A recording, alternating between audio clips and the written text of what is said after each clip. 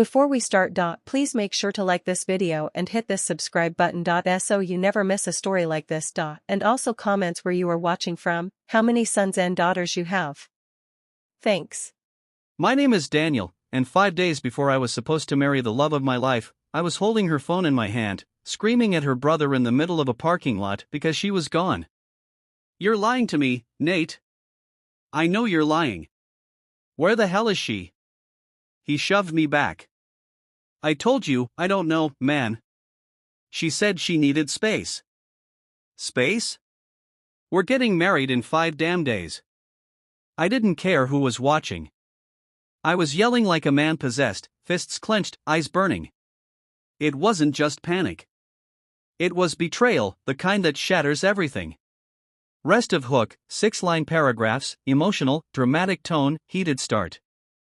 People were staring, backing away, probably thinking I was some lunatic, but I didn't care.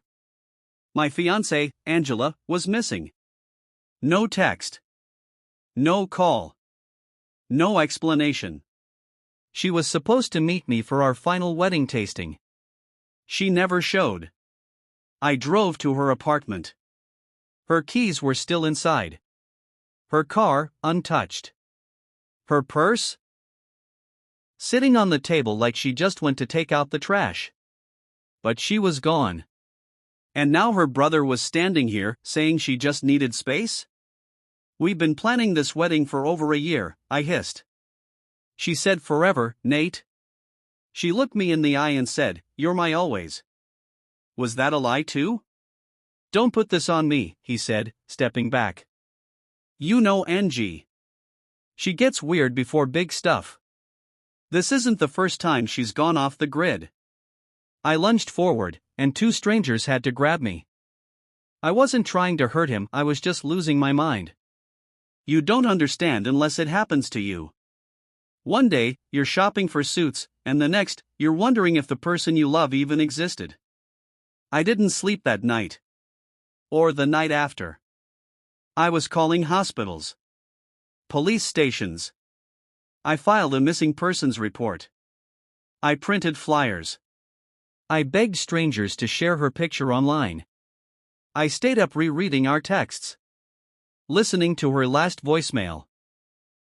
The one where she said she couldn't wait to see me in my tux. 2 days passed.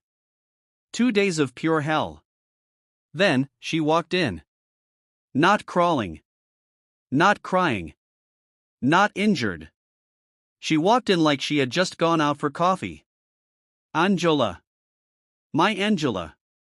Wearing fresh lipstick. Wearing the same jacket she wore on our first date. Wearing a smile. I was sitting on the floor of our apartment, still in the same clothes from the day before, cold coffee in my hand, mind in a daze. When the front door opened, I thought I was hallucinating. I wanted to be hallucinating because the version of her that walked in didn't match the woman who disappeared. "Oh hey, babe," she said, flipping her hair. "Did you miss me?" Did I miss her? I stared at her like I was looking at a ghost. No apology. No tears. No explanation. Just that smirk. "Where the hell were you?" I asked, slowly standing up. She laughed. Laughed. "I told you I needed time to think. You vanished, Angela. People thought you were dead. I'd been calling morgues." She waved her hand like I was being dramatic. "I just needed space. That's all." I stared at her, my chest heaving. "Then why didn't you take your phone? Why didn't you tell me?" That's when she tilted her head, like I was the problem. "Because, Daniel, if I had told you, you wouldn't have let me go." That line shattered something inside me. I took a step back. I couldn't breathe. "You don't do that to someone you love," I whispered. "Not 5 days before the wedding." She shrugged. Maybe that's what I needed to figure out. And that was the moment I realized this wasn't the same Angela who wrote me love letters in college. This wasn't the girl who begged me to propose with her grandma's ring. This was a stranger in her skin. And suddenly, I didn't know if I should be relieved or furious. You had everyone worried.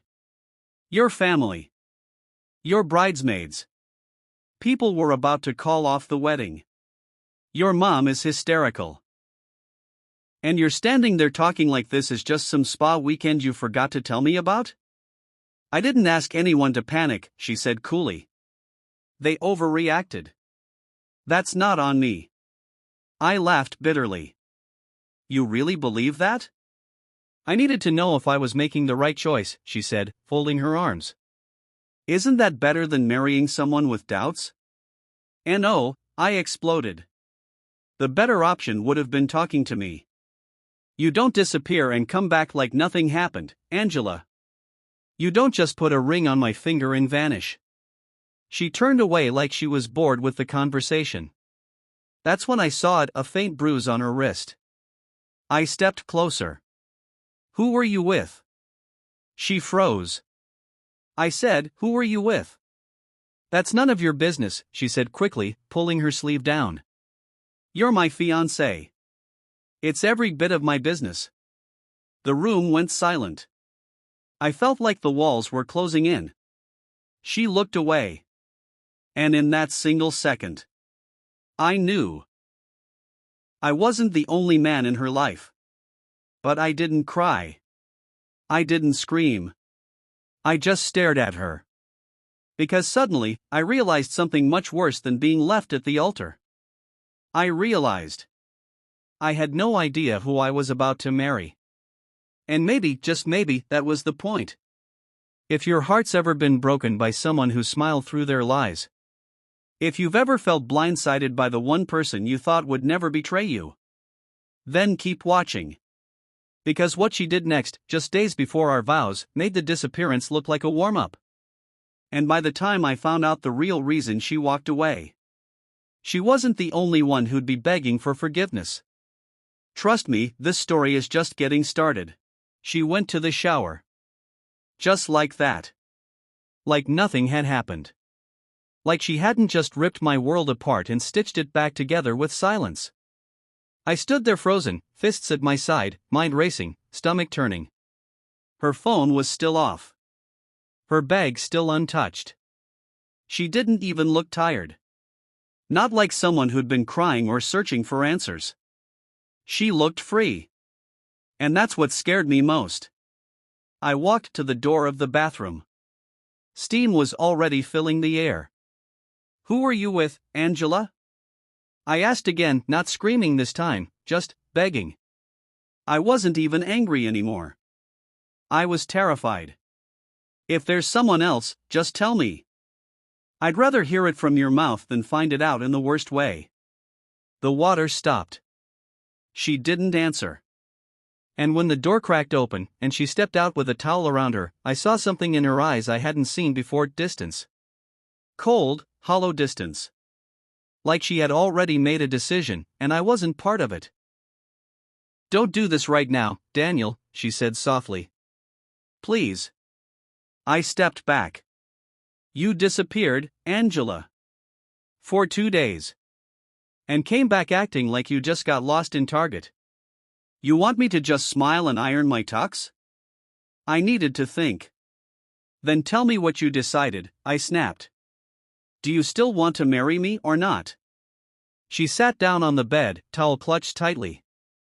Her hands trembled slightly, just enough for me to notice. But she didn't cry. Didn't yell. She just stared. I love you, she said finally. But there's something I never told you. Something I should have told you before we got engaged. My throat went dry. I sat across from her. She didn't look at me when she spoke next. Before you, I was with someone. For almost 3 years. It wasn't healthy. It was possessive. Controlling. And dangerous. I thought I left that chapter behind, but she paused, swallowing hard. He found me again. Last week.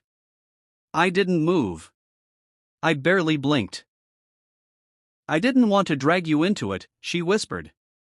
I thought if I went away for a day or two, met him, closed that door once and for all, I could come back and still marry you with peace in my heart.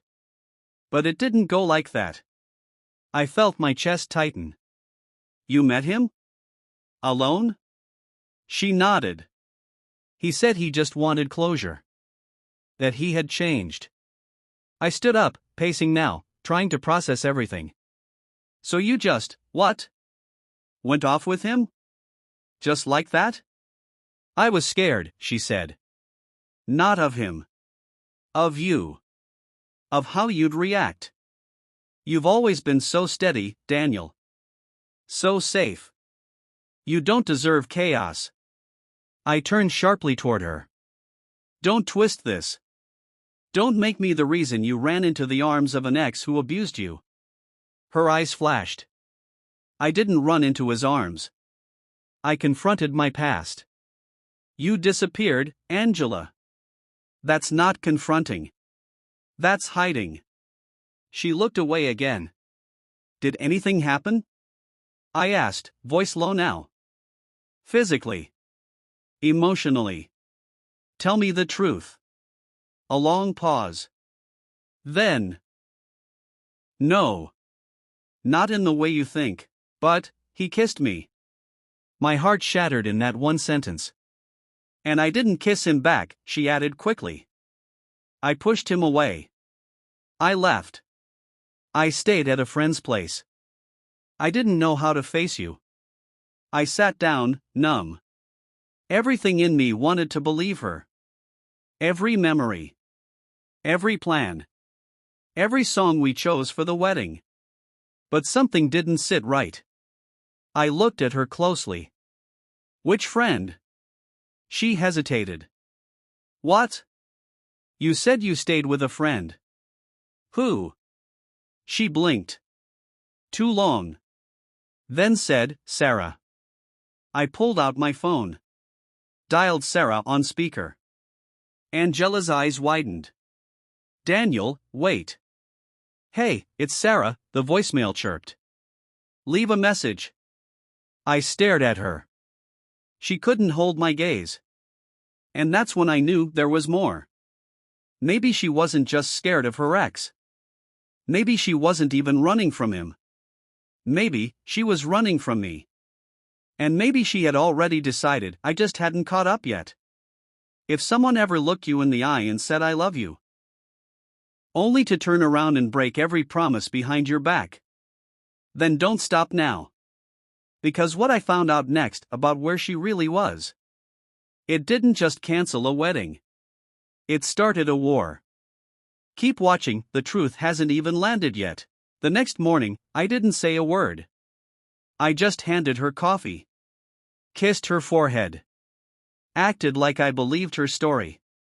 And inside, I was breaking, but I needed to know. Because when the person you were about to marry starts lying so smoothly, you realize you've been loving a mask, not a person. So while she got dressed, I drove to the hotel where I thought she'd stayed with her friend Sarah. And guess what? They'd never seen her. No Angela checked in. No Sarah either. But someone had checked in under a name I'd never heard before, Lauren Fields, 3 nights ago. Alone. Room 326. I asked the front desk girl if I could see the camera footage. She refused at first. Said only security could do that. So I left. But I wasn't done. Not even close. I came back 2 hours later. With my cousin Nate, he's a cop. They let us in the back this time. And what I saw on that footage? It didn't just break my heart. It changed me. She wasn't alone. She walked in laughing with a man. Tall. Beard. Tattoos on his hand. She clung to his arm like they were dating. Like she didn't have a wedding ring waiting at home. She looked happy. Free. Relaxed. Not threatened. Not scared. Just cheating. Nate looked at me. I couldn't speak. She had lied about everything. I asked the front desk for the man's name. They wouldn't say. But Nate took a screenshot from the footage. We ran it through a public database. It was him. The ex. Corey Mathers. The same one who traumatized her. The same one she swore she was done with. She chose to go with him. She spent the night with him. 2 nights. And she came home to me with clean clothes and a straight face. I didn't even know who I was anymore. The worst part? When I got home, she was picking out flowers for the rehearsal dinner. White roses or peonies, she asked, like nothing happened. I stared at her. Why did you lie to me? I asked, finally. She blinked. What? About Sarah. About the hotel. About the name you used. About Corey. She froze. I pulled out my phone and showed her the screenshot. Her whole face changed. She didn't even try to deny it. She just sat down slowly and whispered, "You weren't supposed to find out." I laughed. Laughed like someone who just got hit by a train. So what was the plan, Angela? Sleep with your ex, then marry me like it never happened? Let me walk down the aisle like a fool in front of everyone we know? She didn't answer. And I said the words I never thought I'd say. This wedding is off. She looked up sharply. What? You heard me, I said. Pack your stuff. Go wherever you need to go. But it won't be here. And that's when she flipped. You can't be serious. Daniel, we've spent months planning this. Yeah, I said, and you threw it away in 2 nights. She started crying. Real, dramatic tears. I made a mistake. No, I said quietly. You made a choice. She came toward me, begging, holding my shirt, trying to rewind what she'd already done. But something in me had died. I couldn't unsee the footage. I couldn't unhear her lies.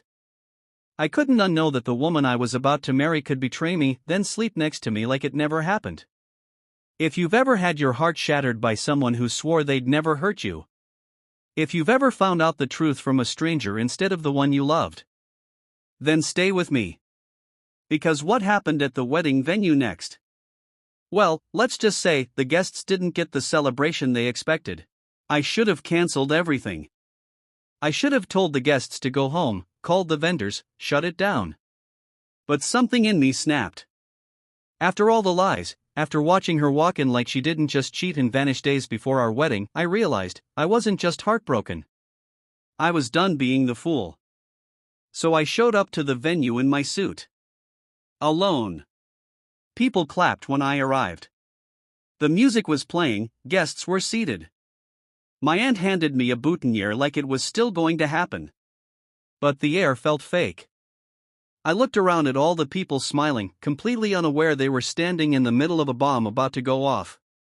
And then I saw her. Angela. Walking down the hallway with her bridesmaids, beaming like she'd just won the lottery. Dress perfectly fitted. Makeup flawless. A liar in white. She didn't expect me to show up. But oh, she really didn't expect what I was about to do. The music stopped. Guests turned their heads. The officiant stood at the altar, ready. I walked to the front, not with love in my eyes, but with fire in my chest. When the mic was handed to me, everyone assumed I was about to recite my vows. I wasn't. I looked around the room, my family, her friends, old co-workers, distant cousins, all of them waiting for something beautiful. Instead, I started with this. I know today was supposed to be the happiest day of our lives. The crowd smiled. But it's not. Confusion. 5 days ago, Angela went missing. Murmurs. She didn't answer calls. She didn't leave a note. She just vanished. I thought she was in danger. I called the police. I begged her friends for help. I even cried myself to sleep thinking something awful had happened to her. Angela's smile had vanished. But 2 days ago, I said, she walked in like nothing happened. No explanation. Just lies. Said she was with her friend Sarah. People were whispering now. The bridesmaids looked stunned. Her mother frowned. So I checked. No Sarah. No hotel stay under her name. But guess who she was with? I pulled out my phone. Opened the folder labeled hotel security footage. Held it up. This is Angela. With her ex arm in arm. Laughing. Walking into a hotel together for 2 nights while I was here planning our wedding. Someone gasped. The officiant tried to intervene. Daniel. But I wasn't done. Don't worry, I won't waste anyone's time, I said, flipping through screenshots. I just wanted you all to see what I almost married. The woman who told me she loved me while sneaking off to sleep with someone she once called a monster. The woman who smiled in your faces while betraying everything we stood for. Angela stepped forward, pale as snow. Daniel, stop. No, I said. You stopped this. The moment you walked into that hotel. The audience was frozen. No one moved. No one breathed. I turned to the crowd one last time. So thank you for coming. Thank you for dressing up. But there won't be a wedding today. There will just be truth. And maybe a little freedom. Then I walked off the stage. Left the flowers. The altar. The guests. Horror. And I didn't look back. She chased after me into the parking lot. Daniel, please. I turned around once. I would have forgiven you if you told the truth, I said. But you didn't just lie. You planned to lie. You looked me in the eyes and said yes to forever while your heart was still tangled with someone else. Tears streamed down her face. But I didn't feel bad anymore. Sometimes, heartbreak clears your vision more than love ever could. If you've ever been lied to by someone who swore they loved you. If you've ever had to stand up for yourself when staying silent would have been easier. Then don't go anywhere. Because in the final chapter. She tried to win me back, but someone else had already taken her place. She called every day for a week. Texts. Emails. Voicemails at 2 a.m. that started with apologies and ended in begging. It was like she finally realized what she lost, but only after she watched me walk away without hesitation. Funny how the ones who hurt you worst always think they deserve a second chance. Angela swore it was a mistake. That it didn't mean anything. But a mistake is forgetting to pick up milk. Not vanishing 5 days before our wedding to sleep with your ex. That's not confusion. That's calculation. She didn't miss me. She missed control. It was a Saturday when she showed up at my apartment. No call, no warning, just her, standing at my door with flowers and tears. Daniel, she said, we can fix this. Please, we were meant to be. For a second, I stared at her. The woman I almost married. The woman who tore me down, shattered my trust, and walked into my life again like it was a revolving door. But before I could even respond, another voice spoke from behind me. Is everything okay, babe? It was Layla. Layla. The one person who stood by me during everything. She was my childhood friend, someone I hadn't spoken to in years. But when word got out about what happened at the wedding, she reached out. Just a simple, hey. I heard. Are you okay? That hey turned into hours on the phone. Late night walks. Honest talks. Healing, the kind that doesn't come from silence, but from being seen. And suddenly, I wasn't just surviving what Angela did to me. I was learning to live again. Angela's face twisted when she saw her. That's why you're ignoring me, she hissed. Her? No, I said calmly. I'm ignoring you because I finally respect myself. Angela scoffed. You moved on this fast? I smiled, not out of pettiness, but peace. No, I said. I started healing. And healing led me here. She looked at Layla like she wanted to tear her apart. But Layla didn't flinch. She simply reached for my hand and said, "You don't get to decide how fast someone moves on after you break them." Angela stood there. Alone. And this time, it wasn't me left with questions. It was her. As she turned and walked away, the same way she did 5 days before our wedding, I felt something I hadn't felt in months. Relief. Not revenge. Not victory. Just the calm that comes from knowing you dodged a disaster dressed in white. Sometimes, losing someone is the best thing that can happen to you. Sometimes, getting left behind is the beginning of finally moving forward. And sometimes, the person who breaks you was never meant to build a life with you. But here's what I still ask myself sometimes. If she never got caught, would she still be standing next to me in a wedding dress? Smiling, lying, and planning the next betrayal? What do you think?